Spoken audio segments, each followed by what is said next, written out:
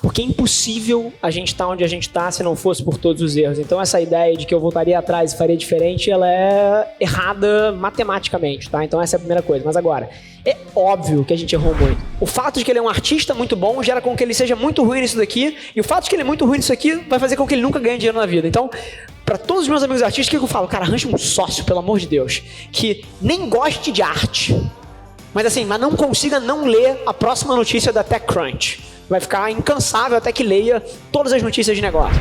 Disciplina, eu acho que é uma das coisas mais importantes para conseguir alcançar grandes coisas na vida, seja lá o que você estiver buscando.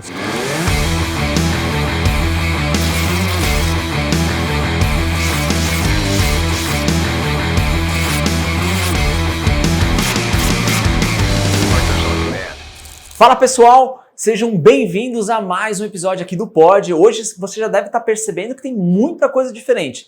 É um daqueles episódios especiais aqui que acontecem dentro do Pod.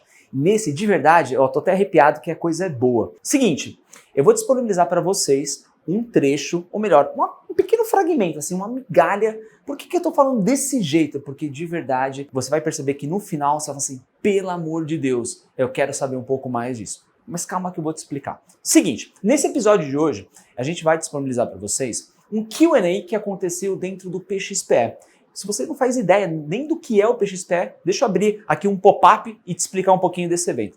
Todos os anos aqui no Partners, a gente realiza um evento focado para empreendedores, ou seja, somente donos de negócios digitais que vão lá e se reúnem para uma troca de alto nível. No ano passado aconteceu no Rio de Janeiro e esse ano, agora no próximo dia 11 de abril, vai acontecer em Interlagos. No final do episódio eu vou dar mais informações para vocês sobre esse ano o PXPE. Mas dentro daquele dia específico no ano passado aconteceu um Q&A onde eu trouxe para o palco o Rafa e o G, que são um dos founders aqui, um dos 3 founders aqui dentro da Adventures, e ali a gente não só responderam as perguntas que o próprio pessoal que estava no evento fez, mas também algumas que a gente levou no bolso, que a gente sabe que pode ajudar cada dono de agência a acelerar um negócio, assim como os próprios founders conseguiram fazer em menos de 3 anos, ter um negócio que fatura 50 milhões de reais por ano. Então se liga nesse episódio, pega o caderninho, anota tudo isso, que no final ainda venho para te dar um recado. Eu não sei se vocês têm um sócio parecido, tá? Mas muitos negócios têm. Aquele sócio que não faz questão de aparecer, boa. Aquele sócio que não faz questão de estar na capa de nada, mas que sem ele não tinha a menor chance daquela empresa não ser construída. E boa. Esse é o G, cara, meu parceiro de vida. E uma das mentes mais brilhantes de negócio que eu conheço, tá? Boa, Rafa. Inclusive, esse já era de cara, até mostrei pro G, falei, G, eu acho que eu queria começar por essa linha. Sociedade. Eu tenho aqui... Tem partners aqui que estão com... Quantos tem sócios dentro do negócio ou empreendedores? Sócios. Olha a quantidade do que está aqui. Nós somos 150. Fica bem melhor assim. Fica legal, né? Aí tem algumas coisas boas para dividir. Boa. Mas eu queria entender como é que foi essa divisão. Como é que vocês pensaram isso? Não, hoje é muito claro, muito simples. Mas lá no início. Boa. Vou falar um pouquinho da minha perspectiva, depois o Rafa pode dar até o ponto de vista dele, mas eu acho que isso que o Rafa falou foi um negócio que foi incrível sempre no que a gente dividiu em termos de tarefas e responsabilidade dentro da companhia, né? E eu acho que talvez um dos fatores mais incríveis que a gente teve para uma coisa que o Rafa falou que foi velocidade, né? Que é uma coisa que eu acho que foi incrível, o que a gente conseguiu construir talvez em pouco tempo, né? Que é confiança. Quando você tem confiança de quem está do teu lado, do teu sócio, cara, velocidade vira outra coisa. Porque aí de fato você pode falar, cara, faz o teu, eu tenho certeza que você vai brilhar no que você está fazendo, deixa essa parte comigo e vice-versa, né? E eu acho que isso foi uma coisa que a gente fez muito bem desde o início, era que o Rafa estava falando, cara, você é brilhante da porta para fora, e o Rafa tem fantásticos skills também com gente dentro de casa, não é questão que eu tô falando que ele é ruim nisso, mas o Rafa brilha em comercial, em abrir negócio, em fazer isso aqui, como o Rafa falou, cara, fazer conteúdo, cara, deixa aqui para dentro da porta, eu tomo conta. O Rafa basicamente entregou a chave e falou, cara, eu confio em você, toca naturalmente, a gente sempre tem touchpoints semanais, eu acho que trocas de WhatsApp à 00:30, talvez... 3 da manhã, 00:30, quem trabalha comigo sabe como é que é. 5 vezes por semana, mas no dia a dia, essa confiança de cada um tocar uma parte e entender que o outro vai estar sempre fazendo melhor sem você querer ficar dando pitaco e companhia, fez total diferença. E isso é uma das coisas que eu acho que gera maior velocidade dentro de uma companhia, e foi uma coisa que a gente fez isso muito bem ao longo da história, e isso só se reforçou com a chegada do Ricardo, que é outro cara que é fantástico também, e isso eu acho que principalmente ecoa para o resto da companhia, porque você gera times que têm confianças e que vão fazer isso não só entre sócios, mas entre parceiros de gestores, diretores e por aí vai. Então acho que isso foi uma das coisas mais importantes da história para a gente construir da forma como a gente fez, e divisão em termos de sociedade e responsabilidade. Boa, e é isso, a gente percebe que até hoje funciona desse formato e é uma receita que está dando certo. Agora, olhando para a tese da Adventures, a gente vai falar um pouquinho mais de Adventures aqui para vocês, como é que a gente está olhando e construindo todo esse negócio, mas não é uma tese simples. Pode parecer para nós que estamos lá no dia a dia, mas acho que para o mundo não é uma Só se for para você, Thiagão. Não é, então não é. Então, já respondido. Cara, como é que vocês estão olhando agora para que os outros níveis, outras camadas dos times consigam, na decisão micro, pensar, que acho que é uma dor de todo mundo aqui. Cara, como é que eu consigo fazer que ele tenha, no mínimo, o meu ponto de vista para tomar uma decisão micro, mas que vai impactar no negócio, para que todo mundo olhe para a mesma direção? Boa, deixa que eu pego isso aqui, porque, mais uma vez, a estratégia da companhia está muito sobre a minha asa. Acho que tem duas coisas, tá? Adventures ela é um ecossistema e a gente tem algumas divisões de negócio diferentes dentro da mesma organização. E aí eu acho que a primeira coisa, de volta ao ponto do G, é a velocidade que confiança gera. E aí por isso o conceito da partnership, tá? Eu acho que na hora que você sonha grande, na hora que você quer fazer muitas coisas, você precisa ter a capacidade de fazer o que o G falou, que é entregar a chave de uma divisão para um sócio e você confiar que ele não só é competente, mas comprometido para fazer aquilo ali acontecer. Então, eu acho que essa é uma das primeiras coisas que funciona muito. Então, a mesma dinâmica que cada um de vocês aqui tem dentro do negócio de vocês, que talvez seja um negócio um pouco mais simples em termos de estrutura, e você sabe que todo mundo sabe para onde a empresa está indo, você sabe que todo mundo entende o negócio, a gente cria isso em polos. Então você tem, por exemplo, a maior divisão da companhia é a divisão que o Edwin toca, e debaixo do Edwin ali todo mundo tem clareza extrema do que aquele negócio é e faz. Debaixo do Ricardo, que toca a divisão de Ventures, acontece a mesma coisa. E aí, debaixo de mim, que toca a divisão de tecnologia, isso acontece a mesma coisa. Então, eu acho que uma primeira coisa é, sem dúvida, a partnership. E uma segunda coisa é esses polos onde essa comunicação acontece de maneira mais específica para um grupo de pessoas. E aí, eu acho que ao longo do tempo, a terceira coisa que eu falaria é que o jeito de tocar a empresa muda, tá? E fica um insight para vocês. Quando você tem 4 pessoas numa sala, você não precisa alinhar porra nenhuma. Pô, todo mundo ouve tudo o tempo inteiro. Quando você tem 20, cara, ainda é muito fácil. Quando você tem 30, 40, você já precisa de algumas comunicações institucionais. Então, por exemplo, todo mundo que trabalha na Adventure sabe, eu gosto muito de escrever. Eu escrevo e-mails, pelo menos de 15 em 15 dias, falando tudo que está na minha cabeça, a minha visão estratégica. Então, isso sempre ajudou a difundir. Quando você começa a ter 100 pessoas, você começa a precisar gerenciar com coisas parecidas com isso. Você precisa fazer all hands, você precisa botar todo mundo numa sala, você precisa jogar a estratégia e ver se alguém tem dúvida. Então, ao longo do crescimento da companhia, você precisa mudar um pouquinho. Ferramentas que sempre ajudaram a gente. Cara, comunicação escrita, porque comunicação escrita é 1000 vezes mais clara do que a comunicação falada. As pessoas podem revisitar, podem ler, podem tirar dúvida. Isso sempre ajudou muito a gente, eu gosto muito de escrever. A segunda coisa que ajudou a gente, curioso, tá? Close friends. O meu close friends do Instagram até hoje é todo mundo da empresa. E eu falo com todo mundo todo dia por ali. Se eu tenho uma ideia, se eu quero dividir alguma coisa, celular na cara, close friends, comunicação vai para a empresa inteira imediatamente. Então, a gente sempre usou dessas coisas para garantir que a empresa estava alinhada, Thiagão. Cara, é gigante. E eu acho que isso é uma coisa assim, que nunca é demais. Tem aquele jargão em inglês, né? Over communication. Cara, é fantástico isso. Realmente comunica com o time, porque isso faz toda a diferença. Todo mundo ter clareza de para onde você está remando e tomar as decisões por si, né? Que o Rafa estava falando de autonomia, confiança, faz toda a diferença. Cara, gigante. Voltando agora um pouquinho no passado. Até uma questão, pensei, cara, como é que a gente vai trazer mais presença? A palestra do Rafa já vai mostrar meio que uma sequência, né? Um storytelling que aconteceu com a Avelar. Mas se a gente tivesse que vocês dois começaram isso lá atrás, se tivesse que começar a Avelar hoje é dia 22, é isso? 22 ou 21? Enfim, 22. Dia 22, se tivesse que começar hoje, tem algo que vocês fariam diferente do que vocês fizeram? O G deu risada pra caramba.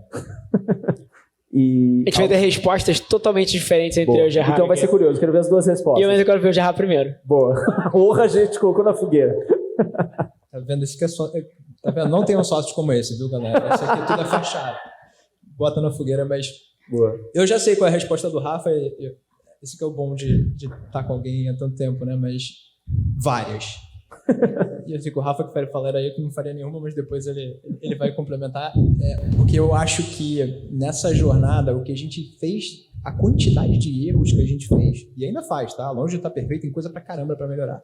Boa. Mas a quantidade de coisas que a gente aprendeu ao longo da jornada, cara, não dá pra botar nem no pergaminho, eu acho que talvez de 10 metros de distância, porque foi muita coisa. Mas isso até, eu acho que talvez é o ponto que o Rafa vai chegar, é a beleza da caminhada e da jornada, né? Porque todo dia a gente está aprendendo e, putz, eu faria isso diferente no passado, mas isso não deveria ser uma fonte de arrependimento, né? Na verdade, deveria ser de construção futura, de, pô, legal que eu passei por essa experiência, o que eu posso fazer diferente para frente quando uma nova oportunidade se apresentar, ou um desafio diferente. Mas eu acho que, principalmente, o que eu faria diferente talvez seria de confiança no processo. E eu estou falando muito de confiança, mas é que realmente seria um pouco disso, de confiança no processo, porque Rafa foi sempre um cara que puxou muito pro lado visionário do negócio, né? Não, mês que vem a gente vai ser uma companhia de 1 bilhão. E eu falava, cara, esse cara é maluco. A gente já fez coisa no passado que o Rafa falou, cara, aposta, vamos investir em tal. Eu falei, Rafa, não tem grana. Ele falou, vai ter retorno. Eu falei, não tem grana. Vai ter retorno. Tá bom, vamos embora. E eu acho que... E deu certo, né? Mas eu acho que teve várias apostas dessa, por exemplo, que eu teria feito diferente, e principalmente apostas em pessoas, né? Porque no início, quando você está construindo uma empresa, as primeiras pessoas que você contrata vão ser, ou que você traz para a jornada, né? Contratar talvez não seja nem o melhor termo, mas que você traz para fazer essa jornada junto contigo, vão setar o tom da construção da companhia, vão setar a cultura, vão setar as expectativas, a barra de excelência. Então, desde cedo, isso tem que ser uma coisa que você tem que se preocupar e mira no infinito, porque tem que trazer pessoas excelentes para a jornada. E eu não estou falando que a gente não trouxe, mas eu acho que a gente poderia ter feito de maneira mais ousada e mais desde o início, né? E tem várias outras coisas, mas eu vou também me abster de falar um pouco para deixar o Rafa dar o ponto de vista dele. Agora, outra visão totalmente diferente. Eu discordo totalmente do Gerard. Brincadeiras à parte, tudo que ele falou tem muito fundamento. Eu só acho que essa pergunta não é útil. Eu acho que essa pergunta subtrai valor, tá? Por quê? Porque é impossível a gente estar onde a gente está se não fosse por todos os erros. Então essa ideia de que eu voltaria atrás e faria diferente, ela é errada matematicamente, tá? Então essa é a primeira coisa. Mas agora, é óbvio que a gente errou muito. Qual é teu nome, cara? Chega aí. Sobe aí, Daniel. Salve os pontos, Daniel. Vem cá. Uhul! Embaixador do Partners. Dá teu microfone aqui, ó. Eu tava mexendo no celular por causa disso. Eu quero que você leia. Isso aqui foi o dia da inauguração do nosso novo escritório lá em São Paulo.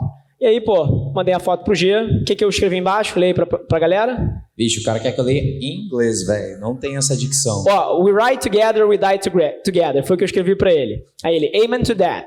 E aí eu mandei 49... Quantas fotos eu mandei pro Gerard? Mais de 49. 49 fotos, que eu basicamente tava 1h da manhã em casa, pô, feliz com a inauguração do escritório, desci nas minhas fotos e comecei a mandar todas as fotos da nossa história pro Gerard. E aí, o que eu escrevi embaixo? Putz, escrevi em inglês de novo. O que eu escrevi embaixo? Vamos lá, me ajuda aí, cara. Bota o C aí pra fora. Fica à vontade, cara. Não, manda lá, vai. Não tem essa dicção. Ó, eu mandei assim... tentativa e erro o tempo inteiro. Porque quando eu olhei as fotos, tinha tanto erro ali, que eu olhava para uma pessoa e falava, cara, que erro grosseiro. Eu olhava para um projeto, que erro grosseiro. Então, falei, tentativa e erro o tempo inteiro. Mas, puta, quantos aprendizados que a gente teve. Essa daqui eu sei, Léo. Foda. Então, uma salva de palmas pro Daniel. Boa. Maravilha, galera. Vocês viram os meus comentários como é que são bastante insights, né? Sim. Uma palavra resume tudo. Não, e agora eu percebi que eu só falo inglês. E tem as trocas de memes, né? Que também o meme fala muita coisa.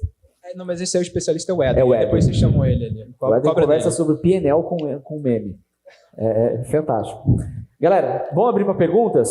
Beleza? Nossa, vamos lá. Boico primeiro agora. Rafa, se prepara. Agora é a vingança.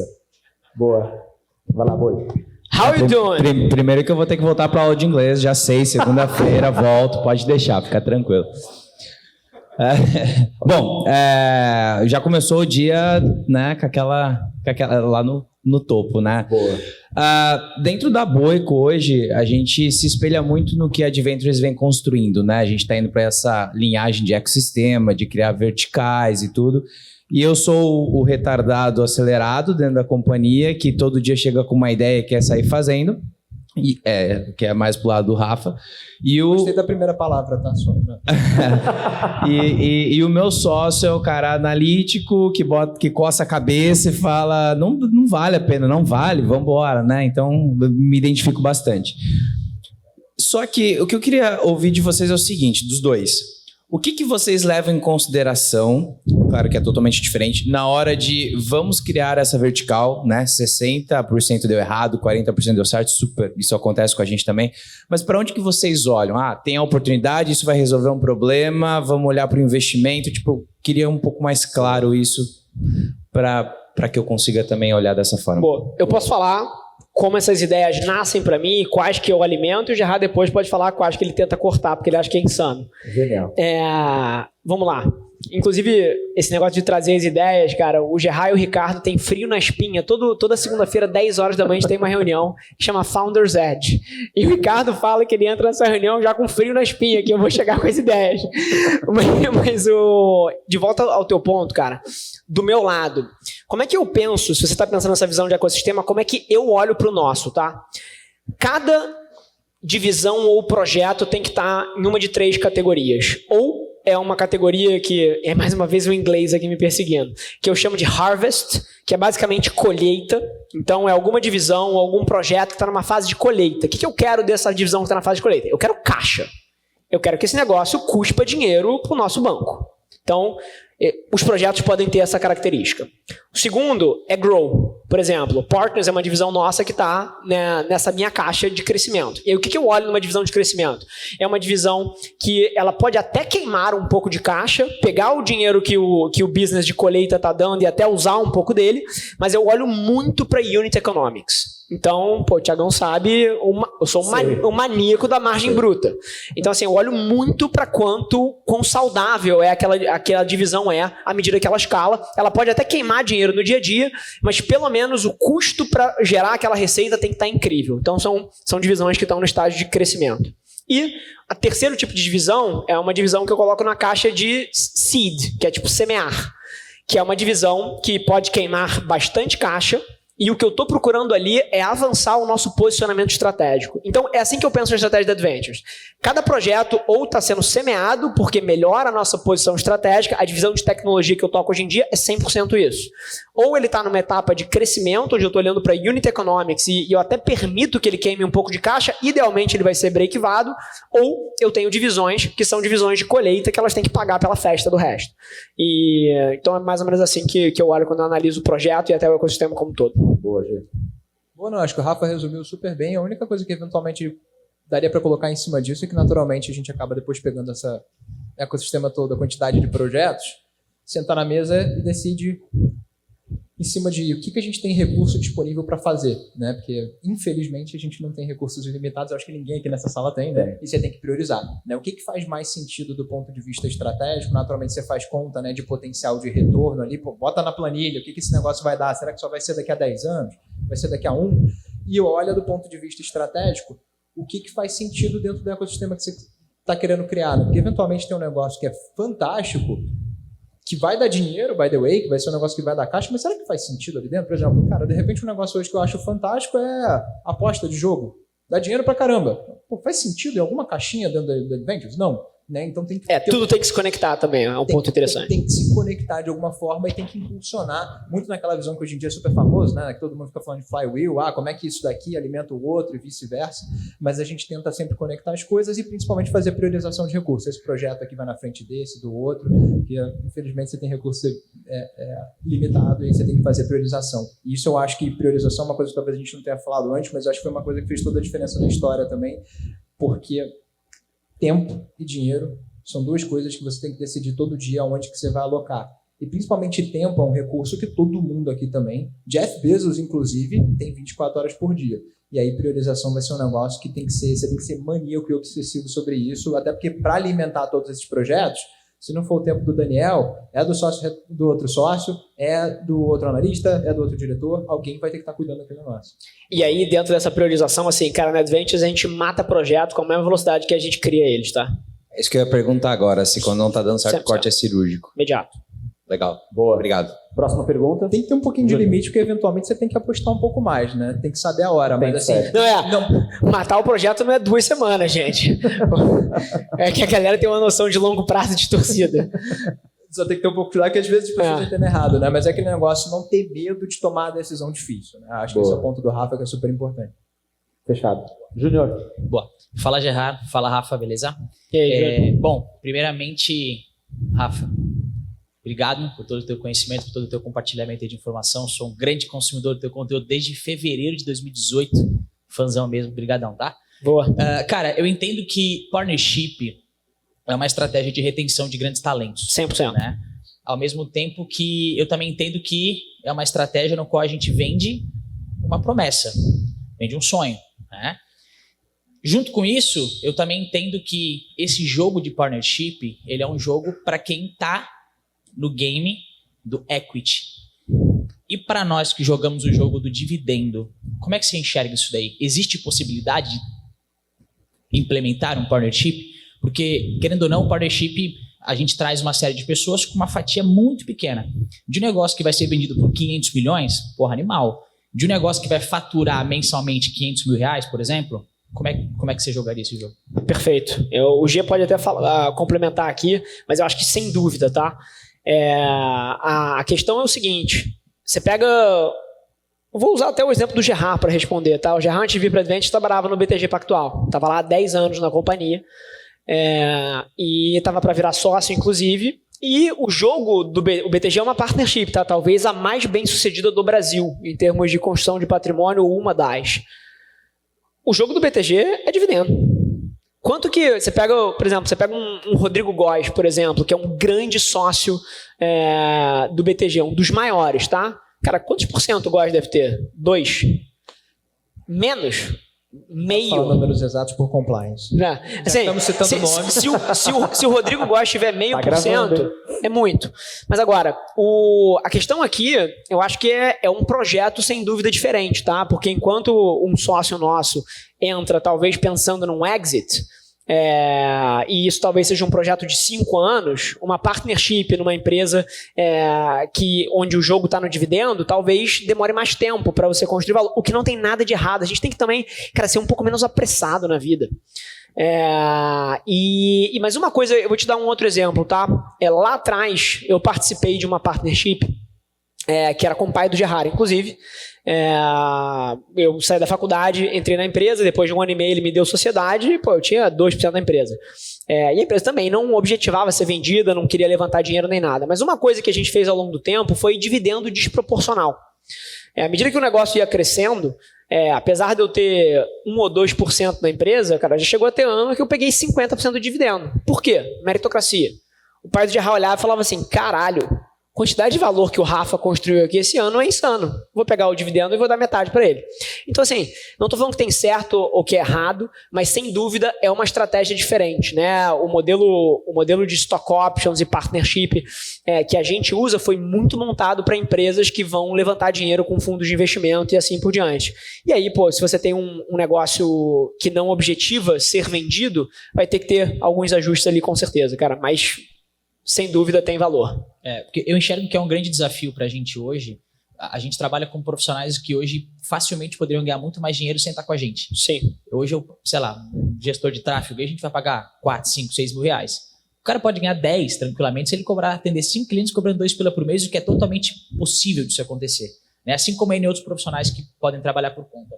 Então, é realmente um desafio trazer essa galera e manter essa galera. Agora, outra pergunta que eu te faço é, como que tu acredita que a gente pode fazer isso, uma vez que a gente talvez até tenha um bom negócio, que talvez até encante as pessoas, talvez até tenha uma cultura que engaja a galera, mas talvez não tenha clareza do grande sonho.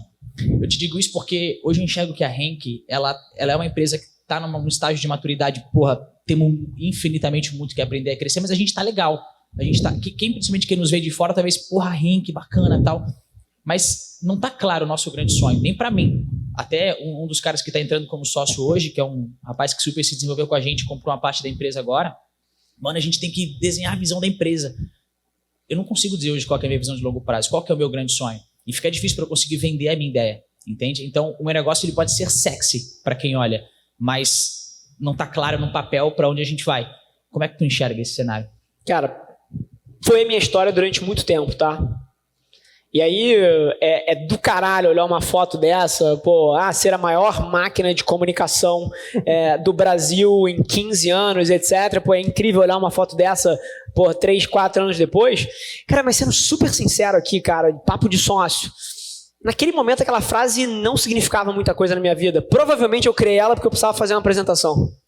Então a foto fica do caralho alguns anos depois. Mas eu provavelmente criei ela porque eu precisava fazer uma apresentação e eu também tinha a mesma dúvida que você e eu precisava definir alguma coisa e eu fui lá e taquei aquela porra no papel. E aí tem alguns componentes interessantes, cara, porque ao longo do tempo, você botou pela primeira vez ali, você começa a gostar da ideia. E aí, daqui a um ano pode não ser exatamente aquela frase, mas a direção é mais ou menos a mesma. E aí eu acho que, apesar de eu ter errado é foda, né? Mas assim, apesar daquela frase não significar as palavras exatas, ela tinha muito significado, cara. Ela significava o tamanho da ambição. Significava a direção da ambição. Então, ao mesmo tempo que eu era impreciso na palavra exata, cara, tinha clareza de direção. E isso já é importante. Então, assim, cara, eu botaria a sua melhor versão agora pra fora e não teria medo de mudar ao longo do tempo. Pelo menos foi a minha história. Tá bom? O papo tá bom. Uma das coisas que eu percebo muito, que tu falou ali, que eu falei, mano, ele deu um soco na minha cara aqui. Que é essa questão de a gente botar pra fora, às vezes é uma frase que super encaixou naquele momento, que é isso aqui agora, a gente bota isso pra fora, mas aquilo, quando o tempo passa e a gente percebe que aquilo de verdade não passou de uma copy, uma frase que você vê na cabeça, mano, é isso, só que as suas atitudes no dia a dia não são coerentes com aquilo. Isso te traz descredibilidade, sem né? dúvida, com o teu time, né? Então isso é uma coisa que eu sinto hoje na pele, sabe, de ter encontrado várias frases bacanas ao longo da nossa jornada e que falaram, mano, é pra lá que a gente tá indo, é isso que a gente acredita, mas no dia a dia eu mesmo percebi que, cara, isso foi só uma frase legal e se torna incoerente e a gente passa a não ter credibilidade com o time pra poder passar uma nova ideia, pra poder levantar uma nova, né? Perfeito. Eu acho que a visão tem que estar clara, né? Assim, o que é oportunidade de negócio hoje que você está perseguindo? Foi o que o Rafa falou. Eu acho que a direção é o mais importante, porque até, cara, se você está trazendo sócios e pessoas que vão construir junto contigo, por que não convidá-las também para contribuir com isso, né? Eu acho que na nossa jornada, principalmente, teve muita coisa disso. Cara, você sabe qual é a oportunidade de negócio, você tem a visão que é para lá que o mundo está indo e que você vai construir coisas ao redor dessa visão específica de para onde que o mundo está indo. Mas você setar onde que é a linha de chegada fica até um jogo chato, né? Não é uma linha de chegada, eu vou chegar aqui e depois, né? Você sabe que você está indo naquela direção e, cara, naturalmente você tem que ter uma ambição ou um discurso que seja muito alinhado com o que você faz no dia a dia. Mas, inclusive, cara, você ter sócios e pessoas bacanas construindo essa jornada, parte do que eu vejo de que é muito valor de você não ter, cara, é isso aqui que eu quero, é essas pessoas que estão entrando no sonho poderem contribuir com isso. Porque isso, para pessoas que são incríveis e que vão contribuir para o sonho, eu acho que é um dos grandes chamarizes. Poder botar um pouquinho da impressão dela no dedo no meio da jornada. Não é simplesmente, cara, eu vou fazer isso daqui, isso aqui que eu tô atrás, eu não posso tirar meus antolhos. Então, assim, fica um pouco da minha dica para eventualmente, se não tem um negócio assim, clareza, cara, é isso daqui, tem que ser 100% disso, talvez seja até mais interessante para algumas outras pessoas do que ter 100% da linha de chegada ali marcada na linha da areia. Boa. Vamos lá, galera. Mais perguntas? Carol, embaixadora, passar na frente. E depois o Breno. Boa.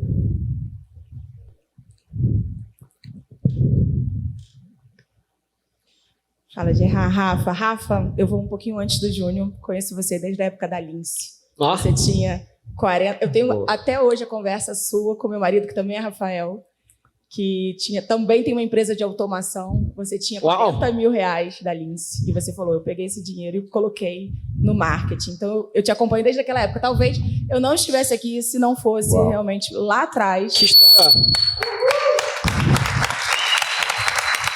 E de verdade, não só como no partner, mas como vida mesmo, porque a empresa do meu marido tinha quebrado, e aí ele pegou todo o funil conversando com você ali no Instagram, você respondendo e tal, e todo o funil que você aplicou, ele aplicou na empresa dele, hoje ele... Na verdade, quem abriu a agência foi eu, ele continuou com a empresa dele, mas... Você abandonou ele. Uau! Cara, tô arrepiado aqui, ó. E ele aplicou todo o funil do inbound, canal no YouTube, todo, exatamente o funil que você aplicou. Ele aplicou na empresa dele, hoje ele tem um galpão gigante, no meio da pandemia ele abriu, foi pro Que físico. incrível. E incrível. No meio de uma depressão, assim, ele falou, vem me ajudar, porque eu preciso de alguém para me ajudar no online, porque eu tô indo pro físico. E eu preciso dar continuidade naquilo que eu aprendi lá atrás. E foi aí que eu aprendi marketing, foi aí que eu comecei e eu abri minha agência. Hoje eu tenho a minha agência, né? A gente tá... E eu vim pro partner por causa de você, né? Porque ele falou assim, mira no Rafael. Naquela época, lá atrás, ele falou, cara, você quer aprender isso? Então mira no Rafa. E aí eu acompanhei toda a sua jornada, da Velar para Adventure e tudo isso. E a minha pergunta é a seguinte, sobre sociedade. Você teve aquele momento que você percebeu que para você crescer, você precisava de sócios. E que hoje eu estou sozinha e eu estou nesse momento. Eu sei que para eu crescer, eu preciso de boas pessoas do meu lado. Como que foi para você escolher essas pessoas? Se você errou, porque os seus sócios são extremamente engajados, são pessoas fora de série, sabe? E a gente tem a impressão de que você escolheu muito certo. Você é um cara visionário, né? Você é fora da casinha. É difícil acompanhar Rafael Velar, né? Não, é difícil acompanhar, porque realmente você, como você falou, você é muito extremo e é difícil. Mas a gente vai pegando alguns gatilhos seus ali para aprender um pouco com você. Mas a impressão que dá é que você escolheu muito certo, que você acertou muito o ponto ali. Então, qual foi o momento que você parou e falou assim, cara, eu preciso de sócios, preciso de pessoas certas. Se você teve dificuldade nisso, como você captou recursos para você sair da Velar ali? Inclusive, minha família também é carioca, Bom Sucesso da Maré, uma parte dela ali da Maré. Então, mais uma coisa, né, que eu me identificava muito com você. E qual foi esse momento? Como foi, cara, é isso, preciso disso aqui, eu quero crescer, como que eu vou captar recursos para isso aqui? Boa, pergunta de $1 bilhão. Primeira coisa, trazer os sócios que eu trouxe ao longo dos anos nunca me custou R$1, tá? Agora, custou tempo e custou reflexão.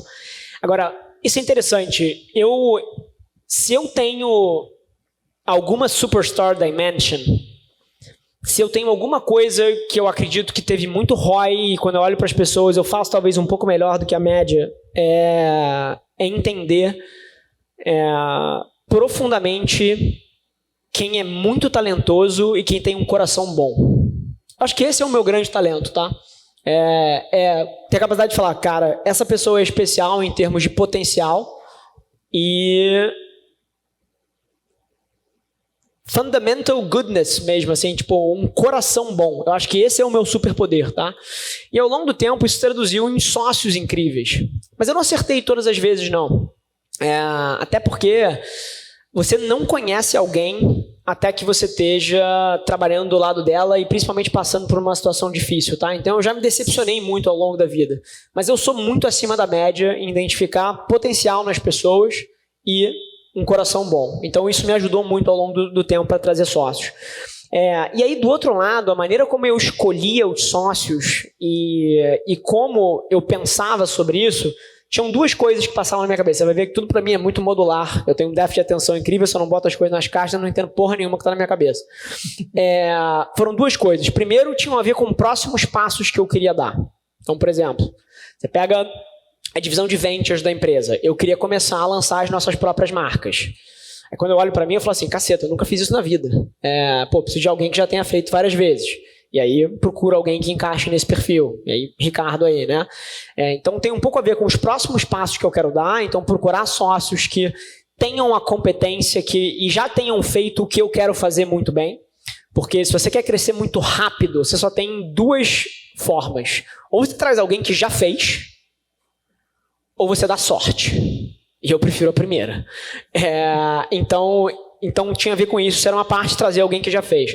E a segunda coisa, na hora de escolher um sócio e como é que a gente fazia para trazer. Então a primeira é entender o próximo passo. E a segunda é alguém que me complemente.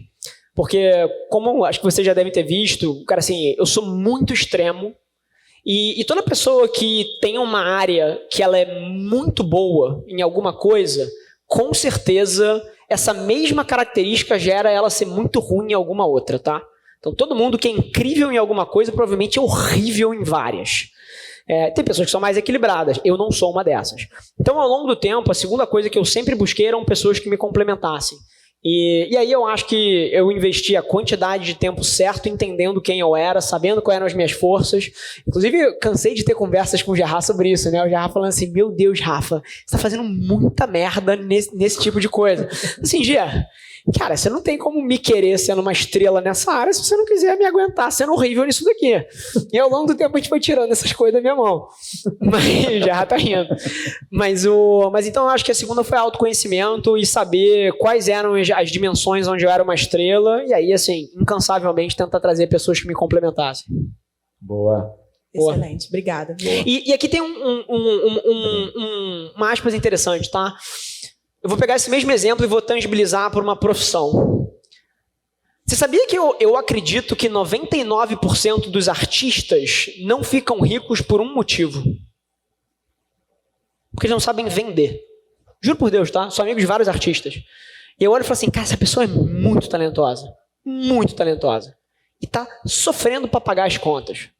Por quê? Porque não tem os skills de negócio, não tem os skills, cara, de venda.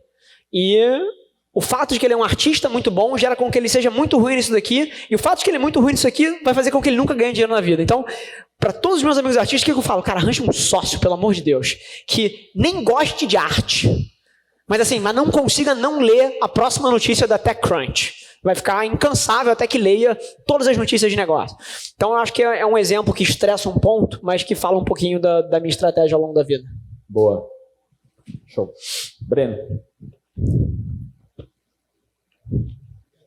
O Breno olhou para trás. Tem outro aqui? Boa. Rafa, Gerard, muito obrigado pela fala de vocês, pela contribuição. É claro para todo mundo aqui que vocês são grandes referências, grandes inspirações. Não é à toa que eu e tantas outras pessoas incríveis aqui optaram por trabalhar na Adventures e empreender junto de vocês. Só que o que eu queria saber aqui é quais são as referências de vocês, né?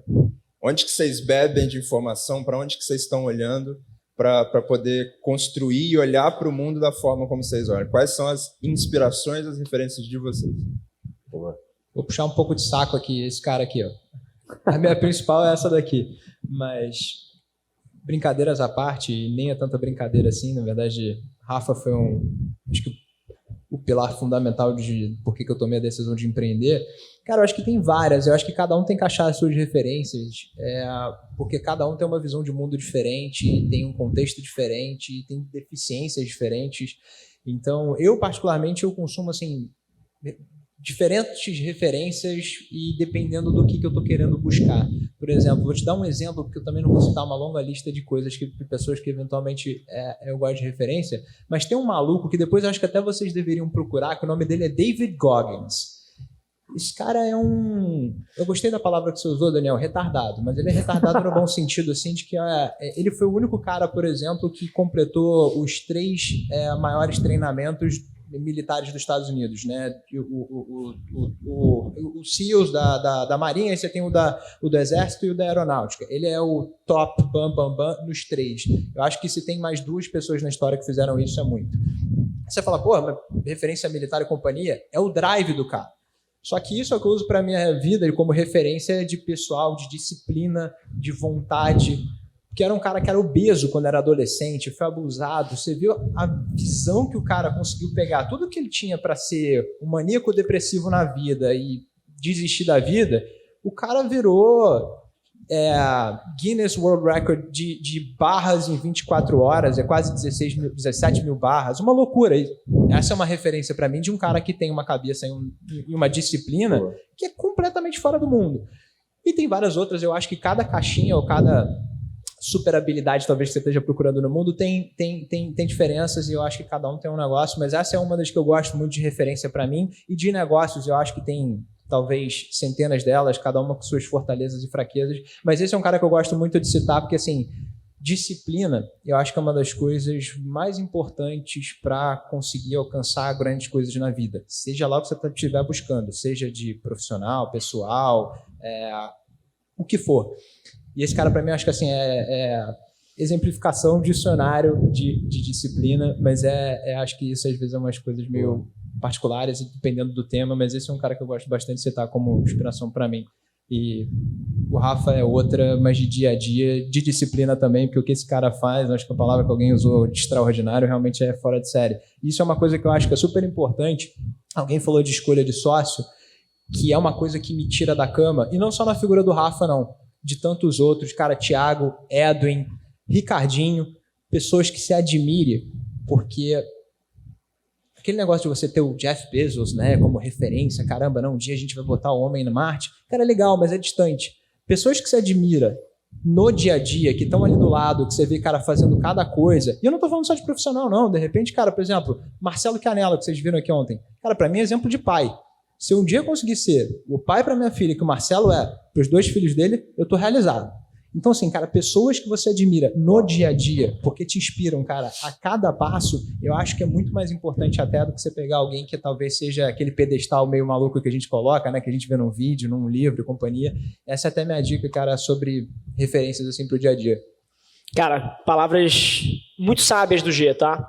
E sendo super sincero, as minhas maiores referências hoje em dia são os meus sócios. Sem dúvida. Assim, é dali que eu mais aprendo com o G, com o Edwin, com o Thiago, com o Ricardo. Cara, Chianello nem se fala. A quantidade de coisa que eu aprendi com o Chianello nos últimos 2 anos é sacanagem.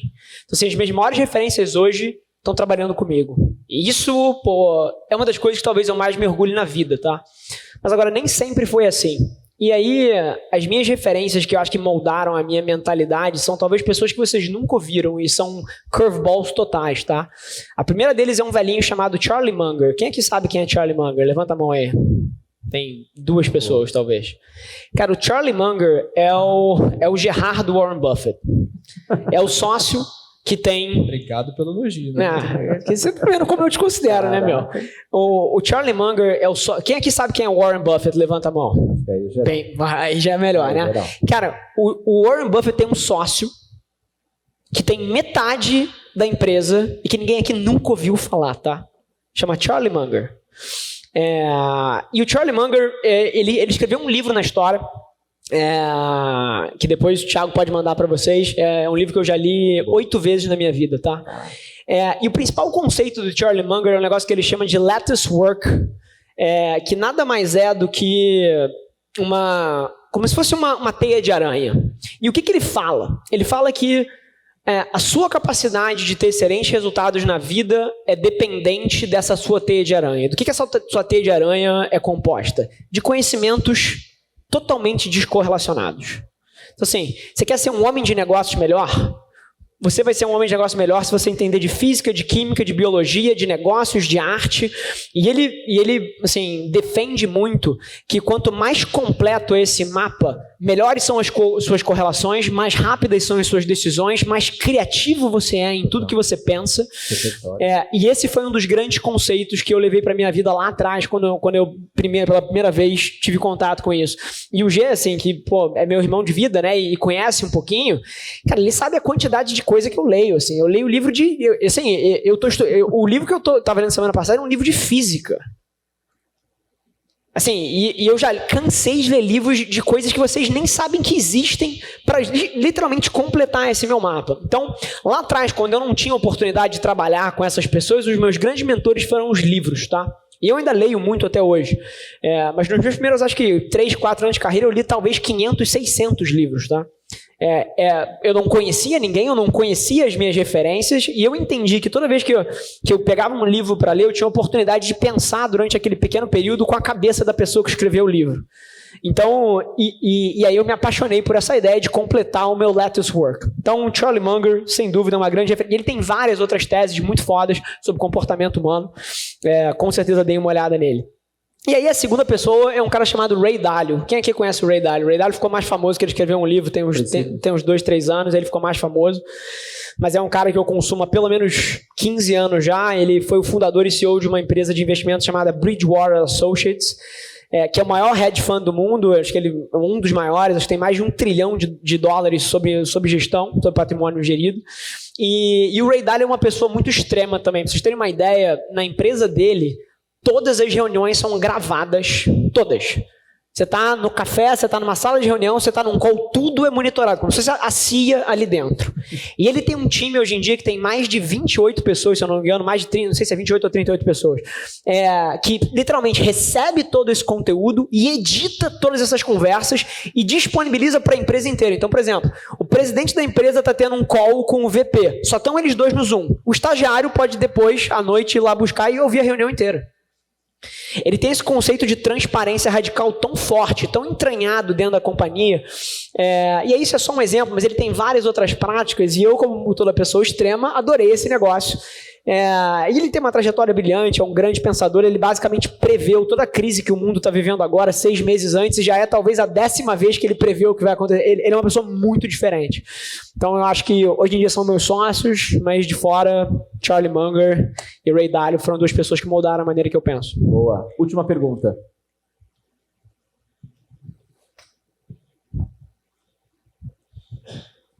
Fala, Gerard. Fala, Rafa. Tudo bem? Pô, é bizarro. Acho que aqui tá todo mundo de boca aberta, enfim, admiradores. E a pergunta que eu tenho, acho que até o Gerard vai conseguir contribuir bastante, que é aquela loucura, né? A gente tá mais ou menos aqui, todo mundo no mesmo momento de empresa e, cara, querendo crescer. E como empresa pequena, as coisas acontecem muito rápido, mudam muito rápido. Então, o que é uma verdade hoje dentro da empresa, semana que vem não é mais. A equipe do Partners entra muito nisso com a gente, que é desenhar as OKRs, né? Então, vamos lá, como que você quer terminar o ano, questão financeira, planejamento. E a gente começa, então, ali um exercício, começa ali um sonho, um brainstorm. Então, passa dias ali desenhando. Cara, isso numa segunda, sexta-feira entra um cliente grande, ou, cara, você sai um cliente muito grande, e na outra segunda você pega e fala assim, cara, essa OKR aqui deixa eu desistir, já não faz mais sentido. E muito pela linha, né, da Adventures, cara, 3 anos e meio aí, vocês devem ter passado por coisas parecidas. Como que vocês veem isso, né? Como que vocês acham que tem que ser conduzido esse crescimento versus o que você tem desenhado, assim, como que prevê esse futuro, né? Perfeito. É uma baita pergunta, até porque eu sou o maníaco dos OKRs, né, Eden? Vamos lá. Cara, a sua pergunta é muito importante, eu vou começar cortando um tempo grande de reflexão para frente, tá? Vários dos nossos OKRs ao longo do período do OKR deixam de ser relevantes e simplesmente senta e fala assim, vamos esquecer isso aqui? Fechado, esqueci. Então isso acontece numa empresa que muda rápido e tá tudo bem. Agora, o que existe também são 2 tipos de empresa e não tem certo e errado, tá? E acho que tem estágios também. Você tem empresas que têm estratégias claras e que não aceitam desvios dessas estratégias. Então, por exemplo, eu não vou ter cliente acima de R$15 mil.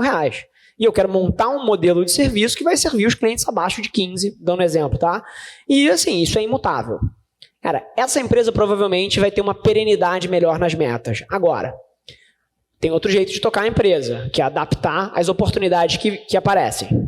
E aí, uma empresa que tem como estratégia se adaptar muito rápido às principais oportunidades que aparecem, os OKRs perdem relevância mais rápido. E quanto menor você é, mais rápido isso vai acontecer, inclusive. Na Advent, para você ter uma ideia, a gente rodou o último ano com OKRs semestrais. A gente é uma empresa grande. A gente acabou de passar para trimestral, justamente porque estava perdendo, vários deles perdiam aderência no período de um semestre, que a gente conseguia fazer muita coisa, outras coisas perdiam relevância. Então, o que você pode fazer é comprimir esses ciclos. Só que interessante, o que mais muda são os key results, tá? Que são as métricas que você está buscando. Os objetivos, eles de alguma maneira, eles têm uma perenidade maior. Então, a primeira coisa, assim, cara, se perdeu o sentido estrategicamente, apaga e muda. Agora, dependendo do tipo de empresa que você está tocando, se você tem uma estratégia mais clara ou se você é uma pessoa que está se adaptando mais ao que vem, cara, você vai sofrer e talvez o OKR não seja a melhor maneira de medir. Então, tem algumas coisas interessantes. e você pode sempre comprimir os ciclos de mudança também. E aí, para provocar todo mundo aqui, quem aqui conhece a ByteDance? Tá, ByteDance, tem 2 pessoas que conhecem. ByteDance é a empresa que é dona do TikTok, tá? É um conglomerado chinês, como se fosse a Meta, que é dona do Facebook, do Instagram. ByteDance é dona do TikTok. TikTok é uma empresa que tem, se eu não me engano, 150 mil funcionários. Eles revisam os OKRs mensalmente, tá? Tá louco. Então tem a provocação aí. Beleza. Palmas pro Rafa e pro G. Uhul! Obrigado, gente. Vamos seguir. Boa. É isso aí. Eu não te falei que você olhar e ia falar assim, caramba, isso daí eu poderia estar lá? Eu poderia ter feito essa pergunta pro Rafa, ou pro G, ou pro Ricardo, ou quiçá para qualquer um dos palestrantes que participaram do PXPE. Então você tem essa oportunidade, essa é a boa notícia. Ah, Thiago, você está vindo aqui para anunciar o PXPE desse ano? Óbvio, é claro que eu tô, porque se não fosse bom eu não estaria fazendo aqui. E de verdade, esse ano ainda está melhor do que o ano passado. Eu tenho uma boa notícia e uma má notícia. Qual que é a boa notícia? Este ano a gente vai ter outros palestrantes de altíssimo nível, mas sempre no mesmo formato, com trocas entre os empreendedores. Então, se você quer otimizar, acelerar um ano de negócio em um único dia, você precisa estar no PXPE de 2023, que vai rolar no dia 11 de abril, no Autódromo de Interlagos. Tudo isso que eu estou falando para você é a boa notícia, ainda tem a má. E dentro dessa conexão total que você vai fazer com outros empreendedores, lembra que eu te falei dos palestrantes? Cara, já vou citar 2 nomes aqui que com certeza você vai ficar, eu acho que eu deveria estar lá. O primeiro é o Rafa Kiso, ele é fundador da MLabs. Então você quer saber como é que ele criou toda a estrutura da MLabs do absoluto zero? Então vai lá que o Rafa vai dar várias dicas, inclusive também de como você pode acelerar hoje e utilizar as mídias sociais da melhor forma para o teu negócio e para os teus clientes. Além disso, o André, sim, o fundador da RD Station. Então, você quer saber também como é que foi um pouco da trajetória, trocar uma ideia e entender exatamente como é que você pode pegar esses insights e colocar no teu negócio hoje, você precisa estar no PXPE. Outros nomes eu vou deixar para falar um pouquinho mais para frente, mas de qualquer jeito, eu tenho que sim, infelizmente, te dar a má notícia. E qual que é essa? Tiagão, esse ano eu acho que eu não vou. Esse ano eu vou deixar passar, no próximo ano eu vou lá e aí eu tenho acesso a essas informações, a todos esses palestrantes, a esse universo, e eu sinto muito, você não vai ter mais. Por quê? Porque o próprio evento ele é desenhado para ser uma experiência única, e no ano que vem vai ser uma outra experiência, com outras pessoas, com diferentes palestrantes, diferentes negócios, enfim, a oportunidade ela é única, então ela é escassa. E para piorar um pouquinho mais, os lugares também são limitados. Infelizmente, ele é assim, ele é desenhado para ser um evento, de novo, muito mais sobre a qualidade dos participantes do que efetivamente a quantidade deles. Por isso, não vacilam. Garanta a sua vaga já, vale a pena, dá esse voto de confiança para você mesmo. Ano passado, para você ter ideia, não só foi um evento incrível em matéria de experiência e conhecimento, como também de negócios. No fim do dia, os ponteiros dos negócios têm que mexer. Para você ter um exemplo aqui de cara para você, tiveram agências que fizeram M&A ali dentro daquele palco. Agências que foram atender, inclusive algum dos palestrantes que estava lá, que foi o Ivan Moré. Então, enfim, cara, não faz o menor sentido eu não estar lá dentro. E eu tenho certeza que eu vou te ver do dia 11 de abril no Autódromo de Interlagos para uma das melhores experiências da tua vida e para o teu negócio.